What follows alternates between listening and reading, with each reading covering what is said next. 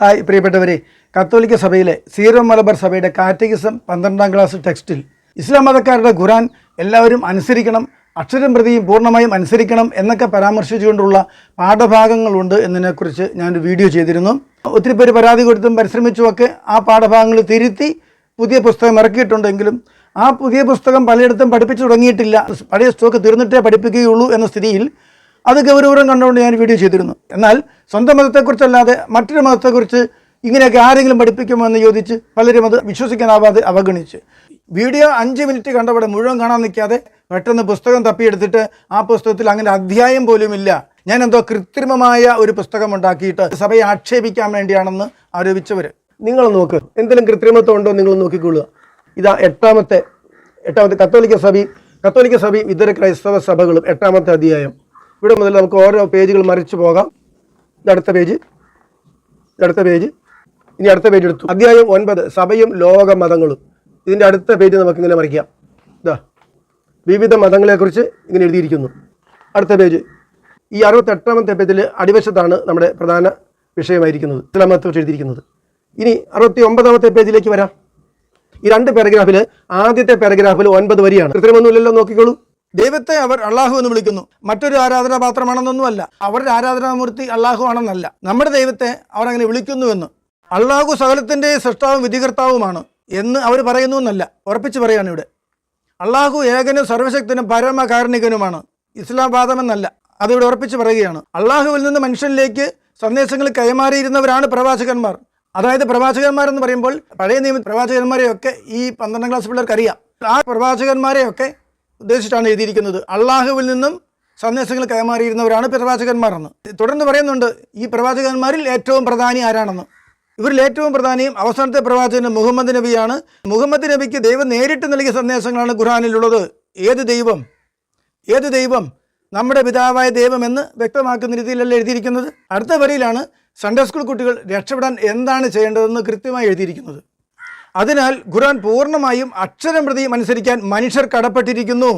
അത് പൂർണ്ണമായും അക്ഷരം പ്രതി അനുസരിക്കാൻ ഇസ്ലാം വിശ്വാസികൾ കടപ്പെട്ടിരിക്കുന്നു എന്നല്ല, മനുഷ്യർ കടപ്പെട്ടിരിക്കുന്നു. അതായത് ഈ പഠിക്കുന്ന 12ാം ക്ലാസ്സിലെ കുട്ടികൾ, ക്രൈസ്തവ വിശ്വാസികൾ എല്ലാവരും കടപ്പെട്ടിരിക്കുന്നുവെന്ന് കട്ടായമായിട്ട് പറയുകയാണ്. കടപ്പെട്ടിരിക്കുന്നുവെന്ന് അവർ പഠിപ്പിക്കുന്നു എന്നുണ്ടോ? ഇല്ല, അങ്ങനെ എഴുതിയിട്ടില്ല. ഒരാൾ ഇസ്ലാം ആയിരിക്കുവാനും സ്വർഗ്ഗപ്രാപ്തി നേടുവാനും പ്രധാനമായി 5 മതധർമ്മങ്ങൾ അനുഷ്ഠിക്കുവാൻ കടപ്പെട്ടിരിക്കുന്നു. ഇസ്ലാമിൻ്റെ പഞ്ചസ്തൂപങ്ങൾ എന്നാണ് അവ അറിയപ്പെടുന്നത്. തുടർന്ന് 5 നേരവും നിസ്കാരവും സക്കാത്തും ഹജ്ജൊക്കെ ഉൾപ്പെടെ 5 കാര്യങ്ങൾ പറയുന്നുണ്ട്. വീഡിയോ അനേകർ വളരെ ഗൗരവമായി എടുത്തു. 10,000-ലേറെ വ്യൂവേഴ്സ് കിട്ടി. അതിൽ 4,000-ഓളം പേര് ഈ വീഡിയോ ഷെയർ ചെയ്തതായിട്ട് മനസ്സിലാക്കുന്നുണ്ട്. പ്രസക്തമായ ചില കമൻറ്റുകൾ ഒന്ന് വായിക്കാം. അനിൽ മാനുവൽ എഴുതുന്നു, സുഹൃത്തെ, ഈ പുസ്തകം ഇപ്പോൾ പഠിപ്പിക്കുന്നില്ല, പുതിയ പുസ്തകം നിലവിൽ വന്നു. കണ്ടോ, ഇപ്പോൾ പഠിപ്പിക്കുന്നില്ല, പുതിയത് നിലവിൽ വന്നു എന്നെഴുതുന്നു. കറക്റ്റ് ഇൻഫർമേഷനാണ്, തെറ്റൊന്നുമില്ല. പക്ഷേ തെറ്റ് 15 കൊല്ലം പഠിപ്പിച്ചു എന്ന് മനസ്സിലാക്കിയിട്ട് ഈ അധ്യാപകൻ അന്ന് പ്രതികരിച്ചോ? വിശ്വാസത്തിന് വേണ്ടി നിലകൊള്ളുന്നവരല്ല ഇന്നത്തെ വിശ്വാസ പരിശീലകർ. എത്രയോ ദുഃഖകരമായ സത്യമാണത്. അത് തിരുത്തി കഴിഞ്ഞിട്ടും അത് തുടർന്ന് പിന്നെ പഠിപ്പിക്കുന്നു എന്നറിയുമ്പോഴുള്ള ആകുലത മനസ്സിലാക്കാതെ അതിനെ ന്യായീകരിച്ചുകൊണ്ട്, തെറ്റിനെ ന്യായീകരിച്ചുകൊണ്ട് കമൻ്റ് ഇടുക എന്ന് വെച്ചാൽ ഒന്ന് ആലോചിച്ചേ. ഏതെങ്കിലും എത്രാനോ അച്ഛനെതിരെ ഒരു പെണ്ണ് കേസ് വന്നാൽ ആ പെണ്ണിനെ അച്ഛൻ ഉപേക്ഷിച്ചതല്ലേ, ഇപ്പോൾ ആ ബന്ധമില്ലല്ലോ എന്ന് പറഞ്ഞാൽ എന്തെങ്കിലും കാര്യമുണ്ടോ? തെറ്റല്ലാതാകുമോ? അടുത്തൊരു കമൻറ്റ്, മേരിമാത ആത്മീയ ചിന്തകൾ. കമൻറ്റ് ഇടുന്നവരെ, ഈ പുസ്തകം ഒന്ന് വായിച്ചു നോക്കുക. 12ാം ക്ലാസ്സിലെ വേദപാഠ പുസ്തകം യാതൊരു പ്രാധാന്യവും ഇസ്ലാം മതത്തിന് അതിൽ കൊടുത്തിട്ടില്ല. അത് തിരുത്തിയ പുസ്തകമാണെന്നുള്ളത് അവർ മനസ്സിലാക്കുന്നില്ല. എന്നിട്ട് ഞാൻ ഉണ്ടാക്കിയതാണെന്ന് പറഞ്ഞ് അത് വിചാരിച്ച് കമൻറ്റ് ഇടുക. ഒരു പുസ്തകം ഇറക്കി പെട്ടെന്ന് 6 മാസം കൊണ്ട് തിരുത്തിയതല്ല. 15 കൊല്ലത്തോളം വിശ്വാസികളെ ഒത്തിരി പേരെ വഴിതെറ്റിച്ച, നമ്മുടെ അനേകം പെൺകുട്ടികളെ ഇസ്ലാം തൊഴുത്തിൽ കൊണ്ട് കെട്ടിയത്, ഇനി അങ്ങ് പോയിട്ടില്ലെങ്കിൽ കൂടിയും ഒരു തലമുറയെ മുഴുവനും വിശ്വാസപരമായും വഴിതെറ്റിച്ച പുസ്തകം. ഇതാ മറ്റൊരു കമൻറ്റ് വായിക്കാം. ഡഫോഡിൽസ്, ഞാനൊരു സൺഡേ സ്കൂൾ അധ്യാപകനായിരുന്നു, ഇതുവരെ ഇങ്ങനെ പഠിപ്പിച്ചിട്ടില്ല, ആരും കാര്യമന്വേഷിക്കുന്നില്ല, ആനവൻ കാണാത്തതൊന്നും ഭൂമിയിലില്ല എന്ന ധാരണയിൽ കമൻ്റ് ഇടുകയും എന്നെ തെറ്റുകാരനാക്കുകയും ചെയ്യുകയാണ്. ഒരാൾ ന്യായീകരിച്ച് കമൻ്റ് ഇട്ടിരിക്കുകയാണ്. അധ്യാപന രീതി അറിയാഞ്ഞിട്ടാണ്, ഒരപാകതയുമില്ല, അവരെന്ത് പഠിപ്പിക്കുന്നു എന്ന് അവതരിപ്പിച്ചതാണ്. തെറ്റല്ലെങ്കിൽ എന്തിനാ തെറ്റ് തിരുത്തി? 9ാം അധ്യായത്തിൽ നിരവധി മതങ്ങളെക്കുറിച്ച് എഴുതിയിരിക്കുന്ന പാരഗ്രാഫുകൾ ഒന്നും തിരുത്താതെ ഇസ്ലാമിനെക്കുറിച്ച് എഴുതിയ പാരഗ്രാഫ് മാത്രം തിരുത്തൽ വരുത്തിയെങ്കിൽ തെറ്റായിരുന്നു എന്ന് സമ്മതിക്കൽ കൂടിയല്ലേ അത്? എന്നിട്ടും ചില അടിമത്തമുള്ളവർ അടിമത്തം തെളിവാക്കുന്ന രീതിയിൽ ഇങ്ങനെയൊക്കെ ന്യായീകരിക്കുക എന്ന് വെച്ചാൽ ഞാൻ സഭയെ ആക്ഷേപിക്കാൻ വെറുതെ ഉണ്ടാക്കിയതാണോ ആ വീഡിയോ എന്നൊക്കെ സംശയമുള്ളവർ ഈ വീഡിയോ ക്ലിപ്പ് ഒന്ന് കേൾക്കുക. പാഠപുസ്തകത്തിലെ ഈ തെറ്റായ ഭാഗം നീക്കം ചെയ്യണമെന്ന് ആവശ്യപ്പെട്ട് ഒത്തിരിയേറെ പരിശ്രമിക്കുകയും സ്വന്തം കുട്ടിക്ക് വേണ്ടി കാറ്റഗിസം ക്ലാസ്സിൽ ഈ പുസ്തകം വാങ്ങില്ല എന്ന് ശടിക്കുകയും ചെയ്ത കോഴിക്കോട്ടെ ബാബു ബ്രദർ എൻ്റെ വീഡിയോ കണ്ട ശേഷം ഇട്ട വോയിസ് ഒന്ന് കേൾക്കുക. അതൊക്കെയാണ് ഇവർ മാറ്റം വരുത്തി. പക്ഷെ പഴയ പുസ്തകങ്ങൾ അവർ കൊടുക്കുന്നുണ്ട്. എനിക്ക് തന്നെ പഴയ പുസ്തകം കൊടുത്ത് എനിക്ക് കൊണ്ട് തന്നപ്പോൾ ഞാൻ സൺഡേ സ്കൂൾ മാസ്റ്ററോടും ഭയങ്കര അടിപിടി ഉണ്ടാക്കിയതാണ്. കാരണം ഇതെല്ലാം കഴിഞ്ഞ് ഇതിനെതിരെ പോരാടുന്ന എനിക്ക് എൻ്റെ കൊച്ചിന് വേണ്ടിയിട്ട് പുസ്തകമായിട്ട് വാങ്ങിയില്ല, അതേ പുസ്തകം വാങ്ങാൻ വേണ്ടിയിട്ട് അവസരം വന്നു. അപ്പം 2-3 വർഷം കഴിഞ്ഞു, അത് 3-4 വർഷം കൂടെ കഴിഞ്ഞപ്പോൾ അത് ആ പുസ്തകം വാങ്ങാൻ വേണ്ടി ഞാൻ വാങ്ങിയില്ല. എന്നിട്ട് ഞാൻ ഇത് തന്നെ ഞാൻ പറഞ്ഞു എൻ്റെ കൊച്ചുങ്ങളുടെ ആത്മാവ് നശിപ്പിക്കണമെന്ന് ചോദിച്ചിട്ട് അതുകൊണ്ട് സൺഡേ സ്കൂൾ മാഷ് ഭയങ്കരമായിട്ട് ഇതായിപ്പോയി. പിന്നെ ഇതല്ല, ഇതിനേക്കാളും വലിയ സംഗതി, ഇവർ ഈ കാറ്റഗറിസത്തിലെ ഈ സാധനം മാറ്റിയിട്ടും പിന്നെ സാമ്പത്തിക ലാഭം നോക്കി ഈ പുസ്തകം പിന്നെയും കൊടുത്തു, എല്ലാ കുട്ടികൾക്കും കൊടുക്കുക ചെയ്തത്. അവരുടെ തെറ്റ് വന്നത് ഭയങ്കര ആത്മാക്കളെ നശിപ്പിക്കുന്നതാണെന്നുള്ള അറിയാവുന്ന വ്യക്തി പിന്നെ ഒരിക്കലും ഒരു കോപ്പി വരെ കൊടുക്കില്ല, എടുത്ത് കത്തിച്ചു കളയണത് മനസ്സിലായി കഴിഞ്ഞാൽ. എന്നാൽ ഞാൻ 2 വർഷം പോരാടിയിട്ടാണ് അതിൻ്റെ ഉള്ളിൽ മാറ്റം വരുത്താൻ പറ്റിയത്, പരസ്യമായിട്ട് ഇവർക്കെതിരെ പറഞ്ഞ് പോരാടിയിട്ട്.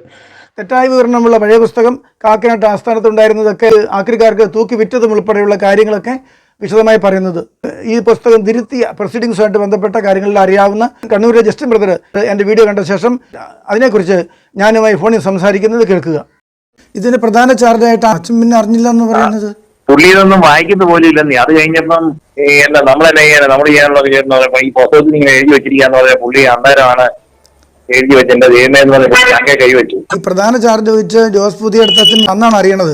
അന്നാണ് ഇതിനൊന്നും വായിക്കുന്ന പോലും തന്നെ. ഇവര് ഈ മറ്റേ ജോലി വടക്കൻ എന്ന് പറഞ്ഞ ആൾ തയ്യാറാക്കുന്നു, ഇവരുടെയൊക്കെ പേര് വെക്കുന്നു, ഇതിനകത്ത് തിയോളജിയന്മാർ ഇതെല്ലാം പഠിക്കുന്നു, അവരെ ചെയ്യുന്നു, ഇവരുടെയൊക്കെ പേര് വെക്കുന്നതേ ഉള്ളൂ.